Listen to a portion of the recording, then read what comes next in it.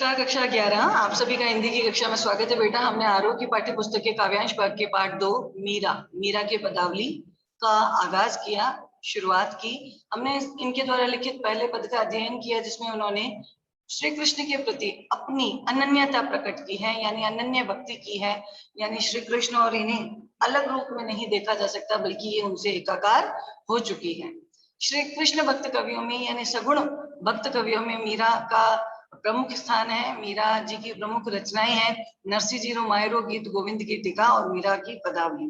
हमारे पाठ्यक्रम में ये जो पाठ शामिल किया गया है ये नरोत्तम दास स्वामी के द्वारा लिखी गई एक रचना है मीरा ग्रंथावली, उनमें से ही लिया गया है।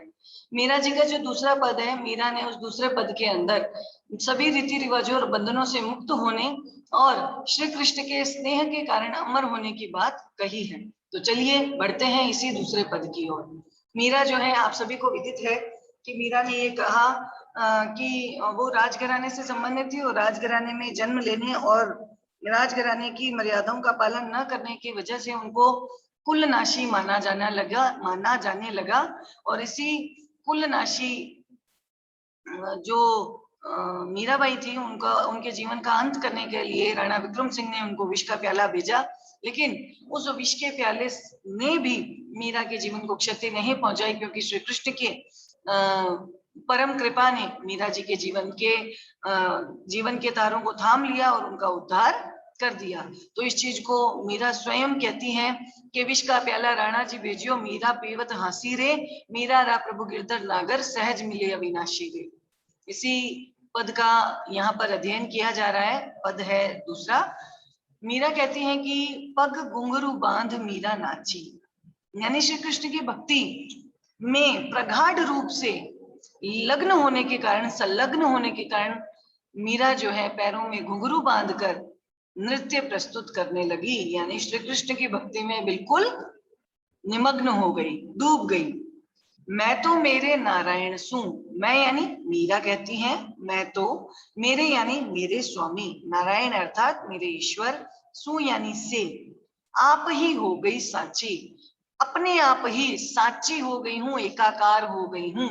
यानी मैं मेरे ईश्वर श्री कृष्ण से बिल्कुल एकाकार हो चुकी हूँ, अर्थात उनके प्रेम रस में लीन हो चुकी हूँ। लोग कहे मीरा बही बावरी, लोग यानी जो सांसारिक लोग हैं वो कहने लगते हैं कि मीरा के इन कार्यों को देखकर ऐसा लगता है कि मीरा बही यानी हो गई है, बावरी यानी पागल। जो सांसारिक लोग हैं वो मीरा के इस कार्य को देखकर ऐसे कहते हैं कि शायद मीरा पगला गई है। न्यात कहे कुल नासी, न्यात यानी सगे संबंधी, जो राजघराने से संबंधित लोग हैं वो कहे यानी कहते हैं, कुल नासी यानी राजवंश के नाश का कारण बन चुकी है, यानी राजवंश की मर्यादाओं को नष्ट करने वाली बन गई है। इसी कारण से विष का प्याला राणा भेजा, इसी कारण से मीरा के जीवन को क्षति पहुंचाने के लिए जहर से भरा हुआ प्याला राणा विक्रम सिंह ने मीरा के समीप भेजा। पीवत मीरा हंसी, और उसको भी श्री कृष्ण के प्रति समर्पित करते हुए मीरा हंसते हंसते उसे पीवत यानी पी गई, हंसी यानी हंसते हंसते। अब मीरा कहती हैं कि उस विष से भी मीरा को जरा भी क्षति नहीं पहुंची और मीरा जो है वो हंसते हंसते उस पूरे जहर के प्याले को पी चुकी थी। मीरा के प्रभु गिरधर नागर, मीरा कहती है मेरे तो एक ही ईश्वर है जो गिरि को धारण करने वाले और सबसे सुंदर युवक है, नागर यानी सबसे सुंदर युवक है। सहज मिले अविनाशी, सहज यानी सरल भक्ति से, मिले यानी प्राप्त होते हैं, अविनाशी जिनका कभी नाश नहीं होता है, ऐसे प्रभु यानी सामान्य भक्ति के द्वारा ही ऐसे प्रभु जिनका कभी नाश नहीं होने वाले हैं उनकी प्राप्ति मुझे हो गई है।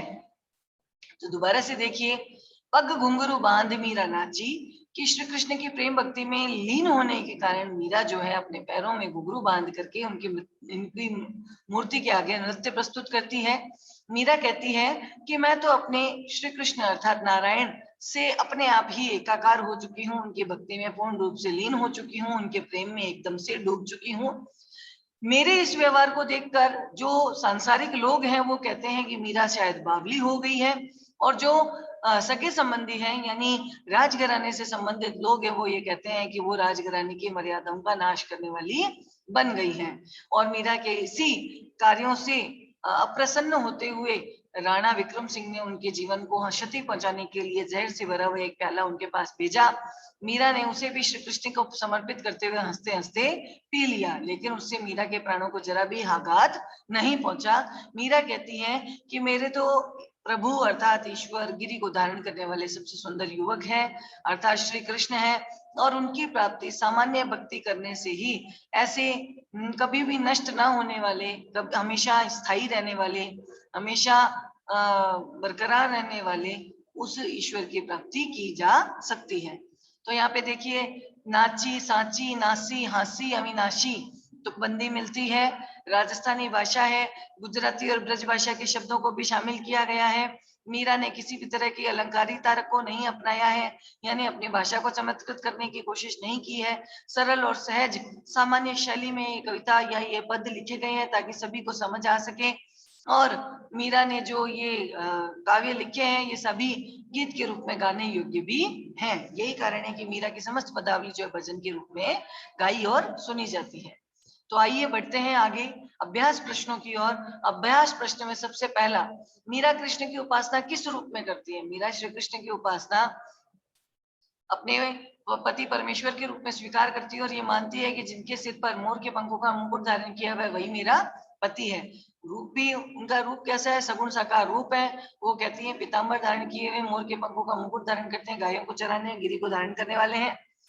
भाव और शिल्प सौंदर्य स्पष्ट कीजिए। ध्यान दीजिएगा कि किसी भी काव्यांश की सुंदरता को बढ़ाने में दो पक्षों का बहुत महत्वपूर्ण योगदान होता है। एक होता है भाव पक्ष, यानी जिसका आशय, अभिप्राय और भावार्थ वो भाव पक्ष को मजबूत बनाता है। शिल्प सौंदर्य में आती है उसकी भाषा, उसकी शैली, उसका छंद, उसके अलंकार, उसमें समास, उसमें तुकबंदी, उसकी और कई अन्य विशेषताएं, ये होती हैं इसके शिल्प सौंदर्य। तो देखिए सबसे पहला, अश्वन जल सींच सींच प्रेम बेल बोई, अब त बेल फैली गई आनंद फल होई। ध्यान दीजिए, बोई और होई तुकबंदी मिलती है। सींच सींच, जब एक शब्द एक से अधिक बार काम में आता है उसे कहते हैं पुनरुक्ति प्रकाश अलंकार। ठीक है। सींच सींची स और स एक वर्ण जब बार बार आता है उसे कहते हैं अनुप्रास अलंकार। प्रेम बेली, जहां बीच में रूपी शब्द लगता है, यानी जिसकी तुलना हो रही है और जिससे तुलना हो रही है उन दोनों को एक मान लिया जाता है। बेल को बोना और प्रेम रूपी बेल को बोना, इन दोनों को क्या कर दिया? प्रेम रूपी बेल और सामान्य बेल को एक मान लिया गया। ठीक है।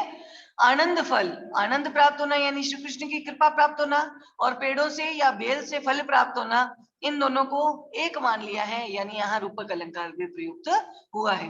तो भावार्थ क्या है? भावार्थ मीरा कहती हैं कि श्री कृष्ण की भक्ति करने में उनको कई कठिनाइयों को और मुश्किलों का भी सामना करना पड़ा, जिसके वजह से उनके कई बार आंखों से आंसू भी बहे, लेकिन आंखों से आंसू बहते हुए उन्होंने श्री कृष्ण के प्रति प्रेम की बेल को सींचा था।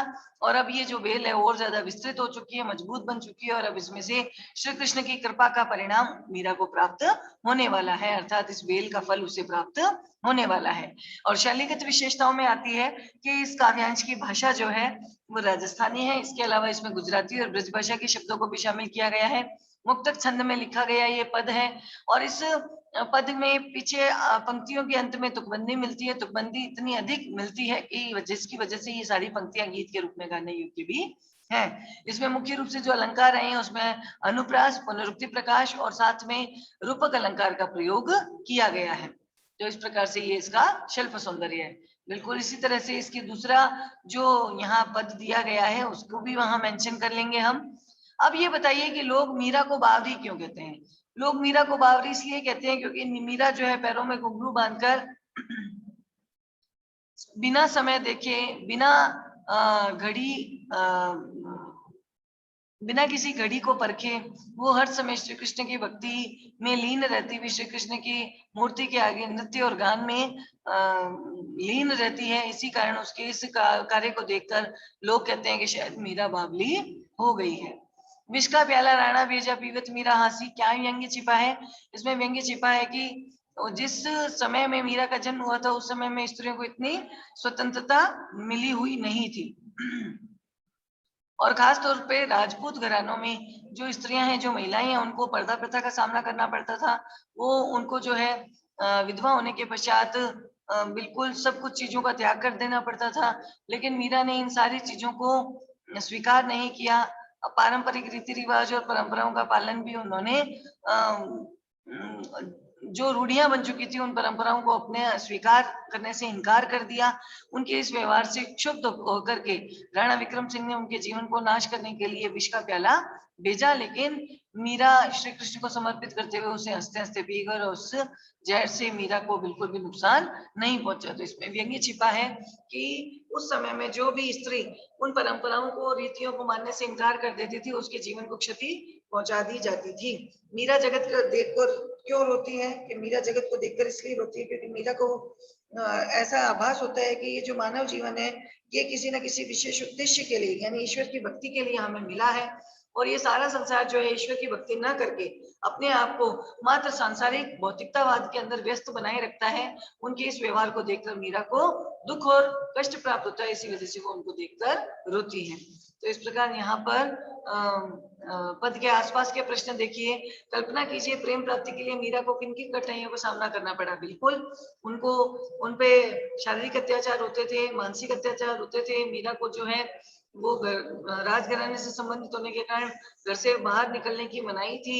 पुरुष वर्ग से बोलने की भी मनाही थी।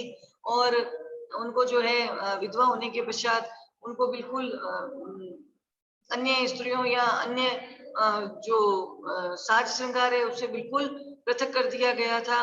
लेकिन फिर भी मीरा इन कठिनाइयों का सामना करते हुए श्री कृष्ण की भक्ति में लीन रहती थी। और यही कारण है कि श्री कृष्ण की भक्ति की कृपा उनको अवश्य प्राप्त हुई।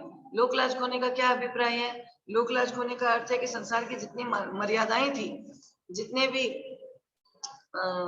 जो मर्यादाएं थी, उन मर्यादाओं को मीरा ने माना नहीं। और वो साधु संतों के पास बैठ बैठकर जो है चर्चाएं किया करती थी, सत्संग किया करती थी, वहां के भजन गाया करती थी साथ में बैठ करके, और मूर्ति के आगे नृत्य किया करती थी।